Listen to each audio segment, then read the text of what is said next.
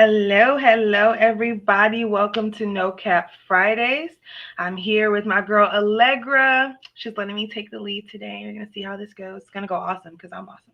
So I'm AJ. Feel free to call me Coach AJ, Anjane, whichever you prefer. I am a holistic financial coach and consultant. I love working with business owners, talking about all things money and organization. And so we are here to just talk about all the things that a lot of you guys are experiencing, some things that you might not feel comfortable talking about. We're just going to get out here and give you the real and get out today. Okay. It's going to be a quick one. So get ready because it's going to be a little bit of fussing, but you're going to be okay and you're going to be better when this is over. Okay. Okay. Allegra, to you. Thank you, Ajane. I appreciate the introduction. That was amazing. Thank you guys for joining us. We are going to go in today about the truth about funding, funnels, and false promises. We did talk about funding. We did talk about funnels. Today, we really want to dig more into false promises in business. And we did a little bit of a review before we came in here with you guys. And we want to kind of say, we understand. Not only have we, been in situations where there were false promises made in business, we've also, I'm sure, been a part of those false promises. And so we're going to share some stories with you guys and talk about some real situations that happen that you can, avoid, right? Sometimes it's about being aware. And we have hinted towards these areas, but we're going to start. Ajane, I'm going to pass it back over to you because I know you're ready to go in. So if you want to start with the first one, and let's talk about it. I love that. Got it. Okay. So the first one is overstated results. So the definition of this would be claiming guaranteed success or instant results when such outcomes depend on factors outside of your control. So let me just jump right on in because that stresses me out. I love that some of you guys have had the luck and done the inner work and all the outside things you don't talk about to be able to make 10K in a week or 100K in a month. I don't believe that you're lying. I would love to see some receipts, but I don't believe that it's impossible, right? My problem is when you tell me I can show you how to, but you give me this blueprint that does not entail all the things that you've personally done to get yourself to the level of mindset to accept that kind of money. Because you're working with a coach or mentor who taught you something that you're not going to teach me. And that's the problem I have with that. I feel like we need to just accept the fact that some folks are not ready for that level of success. And if you're going to target a certain audience, make sure you're telling them, hey, you need to be ready for this. You're going to have to do more than just put a funnel together and slap it onto an ad and paste an ad spin and get some results. It's bigger than that. It starts in the mind. And we've said this a couple of times, and I always say it starts inside of you first. So be more honest with these folks, please. Like, that's all. So can I go to the next one or can I just boop, boop, boop? What are we doing? How are we doing that? Because this Well, is not a yeah. real I mean, well, let's not I go through can all of keep them. going. Pause. So I think it's good that we get to really digest this, guys, because the truth is that, yeah, those false promises that people give in those stages of their business, they stem off of uncertainty.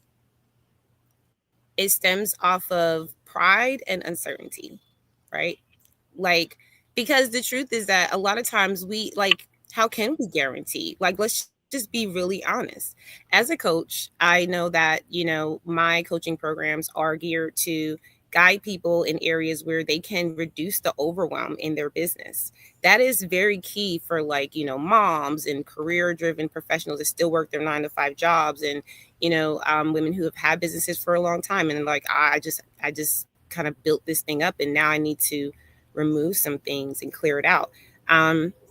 We have to understand, like, what our whole business feels and looks to us, right? And be certain about what we're doing for people, because then when we're certain about how we serve people within our business, like whatever that product or service we're offering, we truly know what that does for people, then we become certain about the results, but we don't guarantee them, because it's not about, hey, I'm doing this and I'm going to make sure it happens. It's not up to me. It's up to my clients and my customers and my partners even to decide. right? I'm going to bet on this and I'm going to do the work. And sometimes I even find that, I used to use the word guarantee, guys. Like I used to say, I guarantee you're going to make this or you're going to do this, right? And not in the business coaching space, but in my past business. And that felt good to me because it made me feel like I know what I'm doing, and guarantee feels like they're going to believe me. But the truth of the matter is that it's very misleading because when people, see that, it makes them feel like you actually are going to de- deliver the results regardless of whether they do the work or not, and that's not true. And so, the truth about this is that you're going to probably come across some of those false promises. I've done it in my business when I was very, novice in what I knew. But once I found out, like, through situations where I was coached or I learned from a mentor or a situation, I realized that there's no way I can guarantee that. There's no way. I mean, there's so many things that can happen. So what we do is we make sure that we partner up with people who we can do the work with, and the results that we're looking for, we plan for them. And whatever we get from those results, we improve on, right? So if we set a goal for $500,000 this year and we set up, a strategy and a campaign for that, right, for clients, we know that at the end of the year we're shooting for 500,000, but we're tweaking and looking and managing throughout the year. We're not just like, oh, okay, it's December and we have $500,000. It doesn't work like that. And so by 6 months, by half the year goes by, we know the truth about it. We know that, maybe that's not a realistic number, right? Or maybe we need to go higher. But if we say in the beginning of planning, right, in that campaign that we guarantee that you're going to get to $500,000, how will we know that? It takes time, it takes tweaking, it takes testing. So I think that, when we get to a point of, and this is like with a lot of things. So we're going to go to the next one because I want to hear more about these areas where people may be giving false promises and not know it, or actually be frustrated around the false promises they've gotten in the past, and that has steered them away. You know what I'm saying? From working with people or doing business themselves. We want to debunk that so you can get back on the horse and do what you need to do. What was the next one? So the next one is undeliverable deadlines, promising to complete work faster than is realistically possible. And this is something I can definitely talk about because I deal with services. So I do tax repair, bookkeeping, payroll. Sometimes I'm giving plans to people for them to execute on, and that stuff takes time. Especially if I'm cleaning up books for somebody that maybe didn't know what they were doing and they needed help. I can't say I'll have it done by tomorrow. Like during tax season, like if you reach out to me after April, sometime maybe June through October, you might get a 24-hour turnaround, maybe 2 days. But when it's tax season, you need to give me 3 to 5 business days because I know for a fact that I have 10, 15 other people in front of you. So I'm not going to say, oh yeah, perfect, everybody. Oh, I'll have it done by tomorrow. I have it done by tomorrow. And then I put myself in a state of stress because now I have to produce these results that I promised these people when I have to be realistic with them. And if they don't like the fact that they need to wait a couple days, that's fine because some people make y'all wait 2 weeks. If you can't wait 3 to 5 days, you just don't need to work with me. Because if I do your taxes wrong, then you're going to be upset. So that's kind of the way that I'm viewing that specific thing. But I know you can probably speak from like a product type of, space. So I'll go ahead and pass it to you, Allegra. Yeah, I mean, and a lot of us are service based and product based, right? So we do have to understand all components of how we operate, promising to complete work faster than is realistically possible. That is definitely something I can speak from both sides, guys. I can speak from a business side and speak from a consumer side. It's this is why it's so funny. This is why you have some companies that say, if you don't get this within a certain amount of time, we'll refund your order. Or will you remember back in the day they used to do stuff like that, Mm-hmm. right?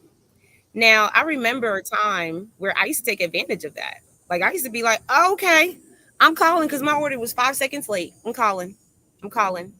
Now nowadays I don't see a lot of that anymore, right? I don't see a lot of that. We're guaranteed 15 minutes delivery or you get your money back. I don't know if y'all see it. Y'all tell me, right? Let me know who's doing it. Because promising to complete work faster than is realistically possible, the realistic viewpoint is that workers are different, employees are different, the market is different. So how we used to get fast food back in the day may not be realistic today, right?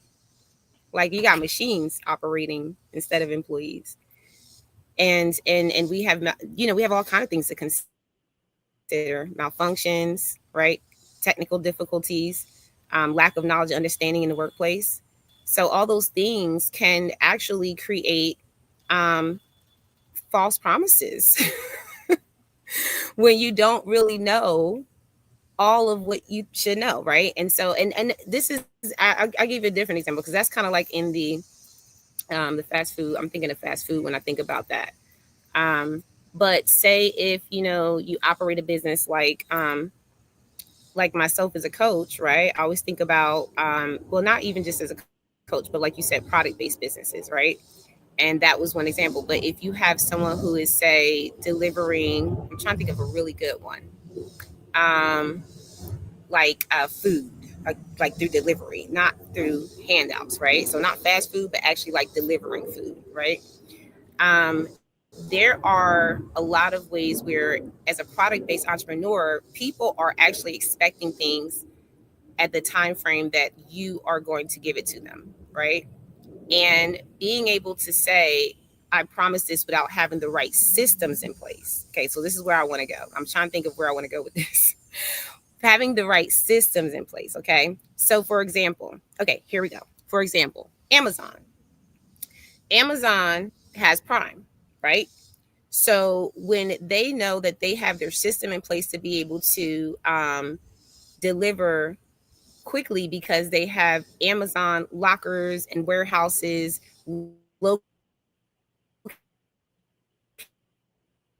located right in your neighborhood, they know they can realistically do. But if you are a new entrepreneur and you come into space and you have products that you want to sell and you see that there are companies like Amazon that are delivering overnight and you're like, oh yeah, I want to do that too. Okay. I'm going to compete with Amazon and I'm going to make my products and my services look really, really pretty by saying I'm going to get it to you fast. But a lot of those things may attract the buyer to your product. But when they actually get the delivery, right? If it's 2 days late, if it's a week late, if it's, whatever that delay is, what happens is it starts to diminish your brand. So even though, and I think that it comes with good intention because a lot of entrepreneurs really do want to get that out to their customers, right? And I don't want to call out any examples because there's so many new entrepreneurs that don't know because maybe they didn't do the right research or maybe they had the wrong information. And so whenever that happens in a situation where you may miss out on information and you deliver something and it gets there a week later, correcting that measure and being more realistic and saying, maybe I can't deliver in the time frame that I said I would. Maybe I can't offer that product the way that I said I was going to offer it. So tweaking that and actually adjusting it along the way is going to get you out of that false promise, right? So it's not that you have to be stuck there, right? So if anybody's listening, they're like, yeah, I've made false promises, or yeah, I've had that happen to me. Sometimes it's just a matter of learning and adjusting. So that's what I'll say about that. I know that was long-winded, but I had to get that out. It was great though. So I was like, it was really good. That example was not coming up for me. No, I get it. I love it. It's so relatable. All right, Like, let's go to. You want me to read the next question? Oh, you want to take? You want me to keep reading it, or you want to go take turns? I'm fine with whatever you want to do. No, I want you to comment, and then I'll go to the next question. Okay, got it. So my comment in response to what you said was, I love when I see a website. I want to be positive for a moment. I know we fuss a lot, but I want to be positive. Some of you guys will say on your website, 3 to 5 days, shipping time, for us to process your order. I love that because that gives me realistic expectations on when I should expect your order. I'm calculating in my head. I love when I get shipping notifications. I don't like when I have to send an email to ask and then all of a sudden you update it. But I'm grateful when I know it takes time, right? Especially on pre-orders and stuff. So I'm grateful to the entrepreneurs who do that. Go ahead, Allegra. To you. No, you're right. You're right. And we're not, yeah, you're right. We're not being negative here. We just want to say that it's not, it's encouraged for people who are doing it the way that is realistic, right? That, I mean, it's okay to take longer. It's okay. Like, it's just as long as people know that it's going to take 10 days to get their order, right? As long as people know, but that 10 days that they're waiting is going to be worth the wait because obviously it's got to be a reason, right? All right. So I'm going to read the next one. Okay. We digress. This one, false promises in 2025. I'm going to put this up too. It says advertising is a misleading benefit. Advertising features or advantages that the product or service does not actually have. What kind of examples of that can we think of? No, I definitely could think of some examples.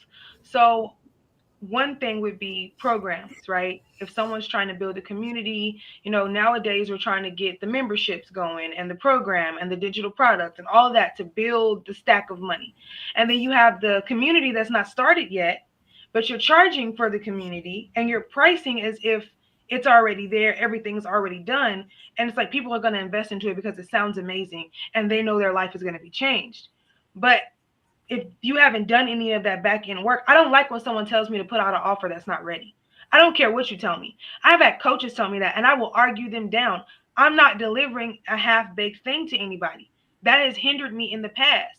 If I know that I don't have a school or the WAP or whatever they call the little, if I don't have that done, there's not a name on it and they can't click a link and go to it, I'm not putting that. I will say community coming soon, and I will price as this is not here yet, so I'm not going to add that in, and I'll do like a 6-month little discount or something for everyone who joins by the end of the year because I'll launch it in January. Cool. You got to learn how to think like that. But if you're out here acting like you have this big thing ready to go and you don't, I feel like it's misleading people.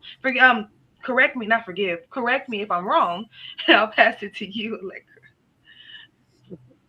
I forgive. No, you're so right. You made me think of so many examples. I'm glad you're starting this week. You made me think of so many examples because I'm thinking of the situations that I've experienced and been a part of, right? Where I'm just like, okay, wow, like you were saying all this. And then when I come into the DMs or when I come to you, it's like it feels like you're actually asking me to help you grow it, right? You're asking, like you're basically like looking for me to help you get that started as a consumer. And I think that's okay if you are relaying that information, right? Like if I do a startup campaign or a crowdfunding campaign, like we talked about earlier, the fallacies about funnels and all that stuff. Like you have to, first of all, you have to start with getting the funding from people who are willing to fund what your mission is. That's why in business, when we write a business plan, we write a mission statement. It's not, the mission statement is not just because we're like, oh, that's fun. It's because that's what people are going to believe in. Right? Like that's your why behind your business. And if you cannot actually tell people, hey guys, like this is the why behind why I built community. For example, Ajane, your what you said was great because so many people want community, right? They want to be around people that support them. They want to support the people in a safe space, but they also want to make their community monetize, right? That's when you go into that business side where you're now having to be responsible for letting people know what that customer journey looks like. And for them, if they're in the beginning of your business startup phase, that's their customer journey. It's like you have to let them know, hey, your donation, your support, your money is going to go towards beginning this process. Or I'm not ready to start it yet, but because I need funding, so I'm making this as part of my startup funds. Would you like to support this type of mission to put out into the world? And I think sometimes we don't realize how that is partly because we really are in shame of being in a place where we're asking people for help or we're asking people for money. So if you're not okay with saying, listen, this is where I'm at and I need your support, I don't have this whole big thing built yet. Now in my mind, is there, like I have it in my head and I know what that thing feels like, and listen, this is my vision, and that's why we have a vision statement. because it allows people to see, oh, okay, that's the big picture. And so I want to emphasize this for people who may be in business and they're just kind of winging it or doing it. And this is why I do what I do, is because it you fall into this gap. You fall into this place and it's not intentional. You know, it's just that a lot of times we are just putting it out there because we want people to understand what we see, but people need to know what they're getting. Okay. And there's a difference there. So I think that's also incorporated in the messaging, that we put into our marketing. So I'll stop there because there's a lot more to be said about it, but this is something we can kind of chew on, right? Think about, are your advantages, are your features that you're putting out there for your products and services, are you saying things that, may exaggerate it? Right. So that's pretty much it. And then we have two more guys, two more questions, not questions, but two more places that we'll hit. We're going to get out of here a little bit earlier than at the end of the hour. That means that you get to kind of ponder on this a little bit more, chew and make sure you wash your plate, guys, because this is some information that I think that it feeds over time. Okay. So the next one is promoting all-inclusive offers, but later adding unexpected fees. What comes up for you, Ajane? So with that, it's when someone clicks on an offer and says, "Oh, and for this amount of money, you're going to get all of these things from me." And then the next thing that they click on tells them, "Hey, go ahead and add this for $250. Go ahead and add this." And one platform I know that does that, or a type of platform, is like these lifetime license type of things. I have a few of those accounts. But the one thing that annoys me is that the ad says $49 and you get to do all these things and that you don't have to pay monthly to this specific platform that they're competing with. And then they turn around and they want to sell you $200-300 worth of other things that are not included in the $49 offer. But you click on it thinking that that's what you're getting. And then you're like, well, dang, let me come up with $200 then instead of $50. I thought, and so that really is frustrating. I know that it's some people's marketing tactic, but it's not okay. Because if you're telling me you can replace a subscription that I pay for every month and I can pay you one time and it'll save me money, at least tell me honestly what the tiers are, to 49 through 200, depending on what. I don't care. Be specific. Be okay with being specific enough if you know you're trying to target people for a lower ticket offer. That's all I'm saying.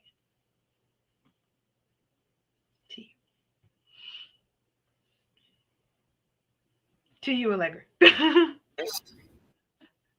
I don't know if I'm lagging. I don't think I am. Am I lagging? Can you hear me? I can hear you. Mm-hmm. I did a little. Yeah, I think I heard you, and I hope you guys can hear me clearly. Yeah, this is definitely one of those areas where, for me, I think this comes from lack of confidence in your pricing strategy, right? Because a lot of us don't even have a pricing strategy. We just kind of like throw a price out there. And then we go, yeah, well, that's what the value that I offer. And people are like, bruh, but you just like lied to me. like, why are you lying? But I think it can come from a place of ignorance, like you just don't know what you don't know. But I think what matters the most is that you do your research first. Like, why are you pricing that thing the way you are?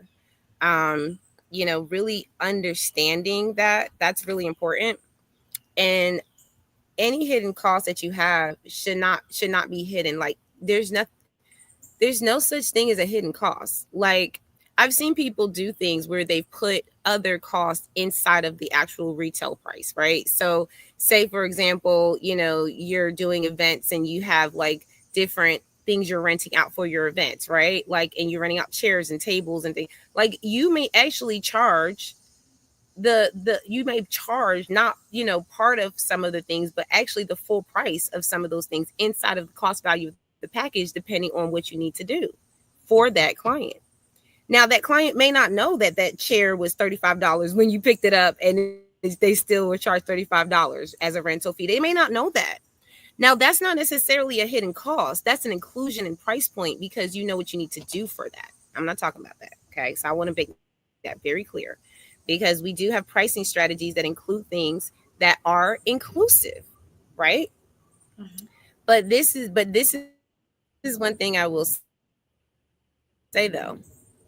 If you do that and then later on they get another invoice saying, "Oh yeah, and this is the fee for the setup." Or this is the fee for the cleanup, or this is the fee for this, or this is the extra fee for that, or this is the admin fee, or this is like I've seen it, and it's not necessarily always directly in a funnel. Sometimes, and this is what I had to tell to one of my clients, you can't just start throwing out invoices and expecting people to just pay it just because you say that's what you charge. If they were not aware before they made the initial purchase of all of what they were buying, then you're going to lose a loyal buyer, and it costs more money to lose a loyal buyer, okay, than it does to actually get a new lead. Like you would be better off keeping your loyal buyers and then just paying for your new leads. That way you're not losing anything. But a lot of us are losing new leads and we're losing loyal buyers. So having that place of, understanding, guys, of really just saying, hey, listen, like I have to make sure that people know that this is what is included, this is what the price is, and that I'm not shocking them with something else. And if you feel the need to do that, then you need to check on where you feel what you feel about money. Like how do you, like it's really around the idea of, money is an exchange, and it should make both parties feel happy to make that exchange. So this is something to ponder on. Read the last one, Ajane. We're about to get out of here, guys. Got it. So the last one is fake exclusivity, claiming limited spots are only available today when it's not true. Would you like me to comment or do you want to comment first? Please do, because I'm guilty for this. Let me just go ahead and say the truth. Go ahead. Okay, so I've tried the limited spots thing myself. I don't like it. It's something that I feel like is supposed to create a sense of urgency. And you want people to act. So you don't want them to be like, oh, this is going to be around forever. Take your time. You want them to buy, and that's respectable. But you don't have limited spots. You're trying to fill spots that are not there. You're trying to make them believe that you have people in this program, and you may not have anybody yet. They're not supposed to know that though, because then you feel like that diminishes your value. When in real life, a new offer is going to be empty. It's the matter of you marketing it and bringing the people in. But if you say, hey, I only have this many spots available because I have limited time and capacity to give to all of you for one on one time. So once I hit this 12, that's it. That's different than saying I have limited spots. The specifics are important. And so that's what I will say about that. Now I want to hear from you. I love it. So you're funny. I am so guilty for this in the past, y'all. Like, I'm just going to be honest. So Ajande would have hated me because I was taught through a sales process at a company I worked at, right? And we used to do that, right? At a company I worked for, we used to do that. I remember just like, and I remember being told to lie. Like, this is the crazy part, is that I've worked for companies that literally operated unethically. And it bothers you, but at the same time you're like, okay, I keep my job, right? So I know what that feels like when you're in a job and you feel pressured to have to do something that you don't feel ethically right about doing. And it bothered me. And so I remember when, transitioning, because I didn't stay there long. And then I transitioned into being a CEO at some point. And then now I'm using the same tactics because that's all I know, right? I'm just like, okay, listen, like, this is what we're doing. But here's the thing. I remember doing that for a workshop.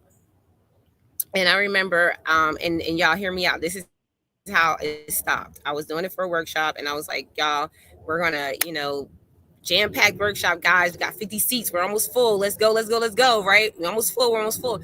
Do you know I only sold 3 tickets to that workshop? 3 tickets to that workshop. 3 out of 50 seats that I was claiming that was available and was almost full. And so, so that was my learning lesson back in the day, because at that time I was just thinking, Well, it's psychological, right? You tell people what they need to hear and then they just move, right? So technically it is 50 seats filled because they just haven't been there yet, right? It's like you try to trick yourself. But the truth is that I was using a sales strategy that wasn't my sales strategy. I was just pinging off of another company that was being unethical and using it in my business. So I had to change the narrative because my customers no longer trusted me, right? They were like, well, girl, there's only 3 people in here. You said it was gonna be 50 people in here. What are we doing? You know? So being very realistic about that, and I had good intentions, guys. Like, don't think that every time somebody does that is they're trying to like get you at the neck. It's not always like that.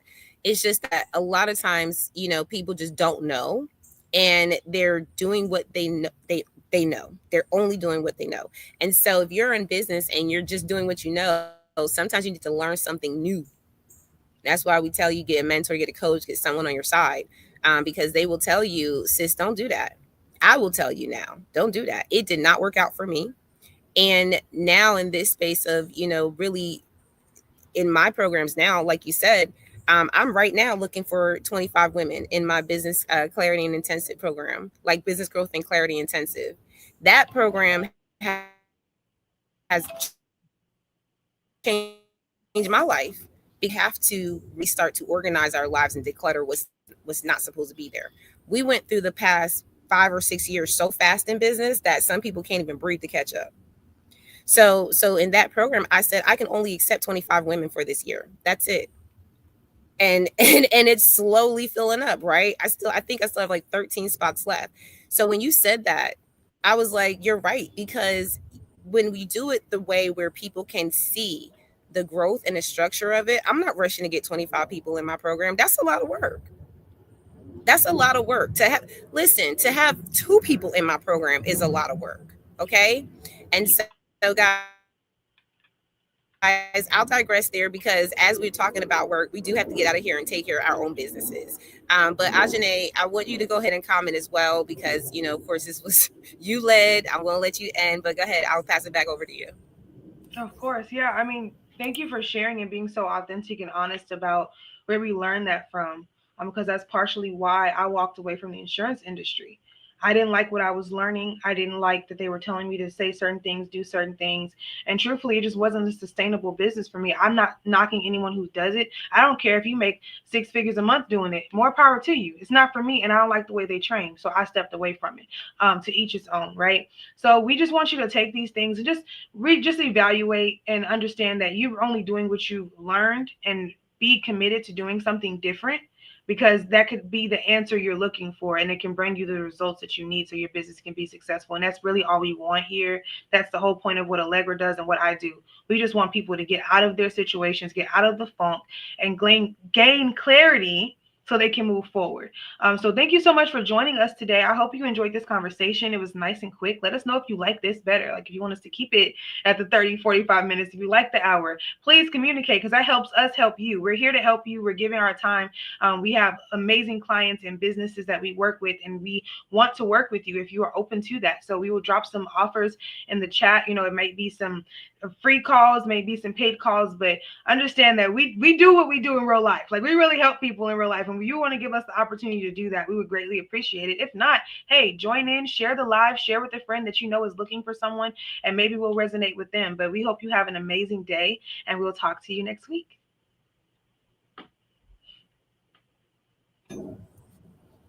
Bye, everybody.